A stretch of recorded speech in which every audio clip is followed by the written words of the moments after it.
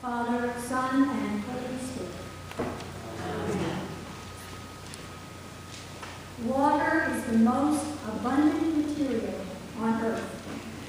Even we are mostly water, but that's of no help when we are thirsty. When my kids and I used to visit my grandmother in Tucson, where it's very dry and water is very precious, my daughter Emily was a whiz at finding water fountains. She knew where they were on the other side of concrete walls. She's a great person to have in the desert. Today we have two examples of what thirst is like in the desert, on the Exodus journey and with Jesus at the well. Jesus is tired and thirsty after a long walk into the territory of Samaria. He sits at the ancient well of Jacob. Jesus has no bucket to get water for himself, so he turns to a woman there and asks for a drink. It sounds like a simple request, one any of us might make. But in doing that, Jesus broke three cultural rules of his day. First, he spoke to a woman who was a stranger, not a member of his family. Second, he spoke to a Samaritan. And third, he would have had a drink from a Samaritan bucket. Samaritans and Jews had been enemies for generations. They worshiped the same God, but in different places and different ways. And the hatred between them was not unlike the Shuni and Sia hatred in the Arab world today. Jesus is not breaking rules just to get a drink of water. We never learn whether he got the water or not. He is showing us that God's kingdom is open to everyone. And in sending the disciples into the city for food that was unclean according to Jewish law, Jesus shows us that in God's kingdom, everything and everyone is acceptable. John reminds us that it's all about God and not so much all about us. And the differences that seem so real between people are meaningless. And the woman, what should we say about her? John tells us she's been married 5 times, but not why that has happened. It's interesting to consider her life in the light of Elizabeth Taylor and her 7 marriages. Not very wise, you might say, but worthy of compassion and forgiveness. Has this woman been widowed and then married to the next brother in line, as was the custom? Has she been divorced and kicked out, as was also the custom? Or is John simply reminding us of the 5 different nations that settled in Samaria? As always, John's Gospel gives us many questions in the stories, as John uses double meanings and misunderstandings to allow Jesus to give us God's truth.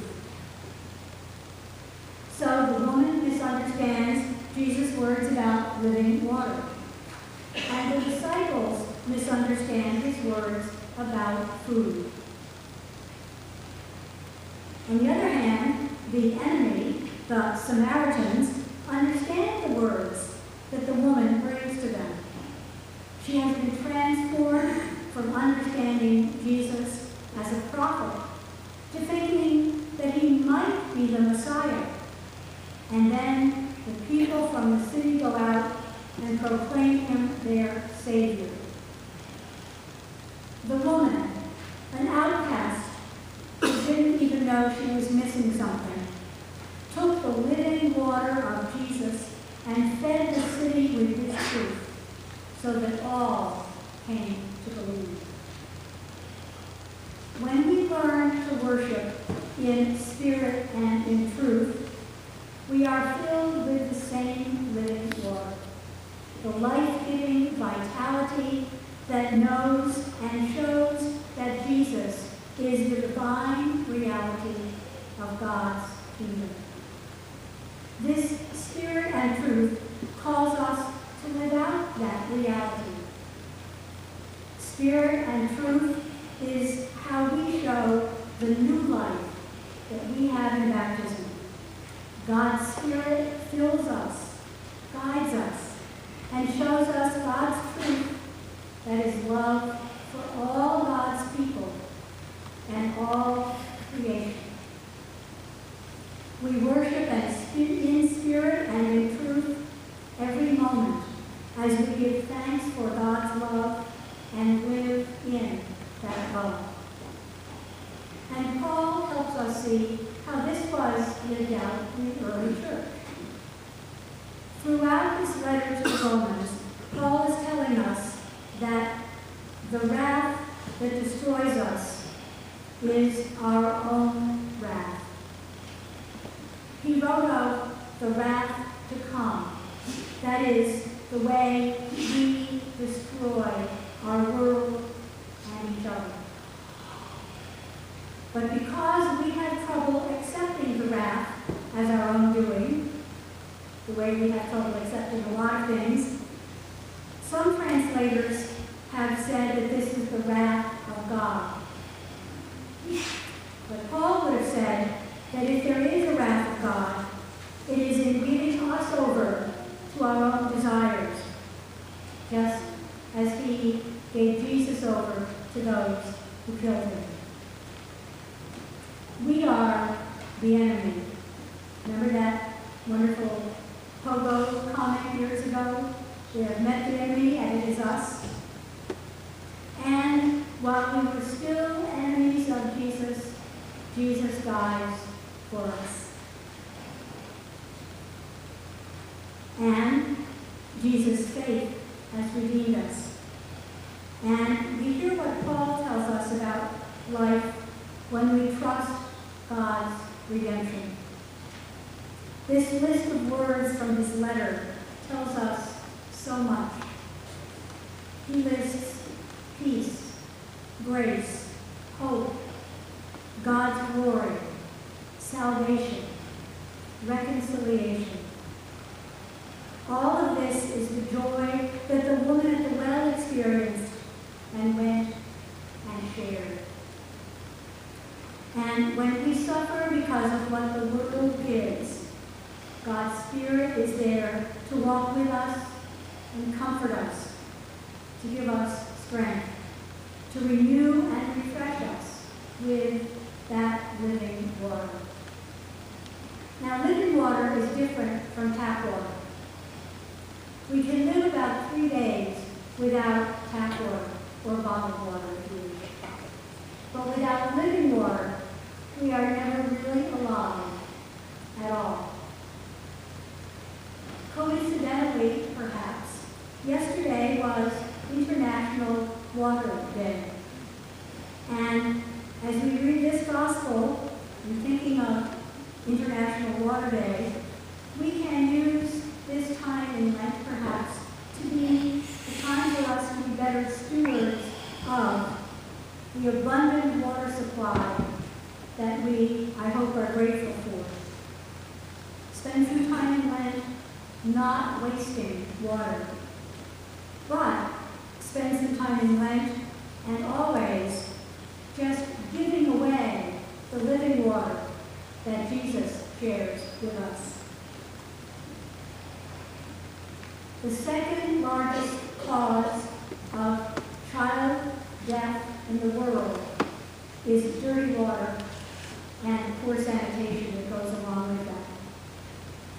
And every year, 3 million people die from diseases caused by unclean water supplies.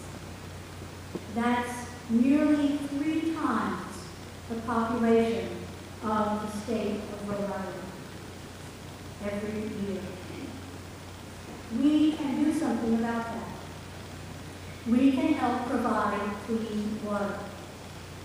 One of my Lenten disciplines is being thankful for the water I get so easily, just turning on the tap, and make a donation to Episcopal Relief and Development so that others can have clean water too. And there are lots of other organizations that provide clean water and wells so people can get clean water. So we can help people have that kind of clean water, and we can do something about people whose lives really aren't alive because they don't know what Jesus offers. We can show them the promises that Paul gives us: peace, grace, hope, God's glory, salvation, reconciliation. We can invite them into God's kingdom of love and welcome and inclusion that is here right now. So we can help them have real water, drinking water, and we can help them have maybe even better water, Jesus' living water.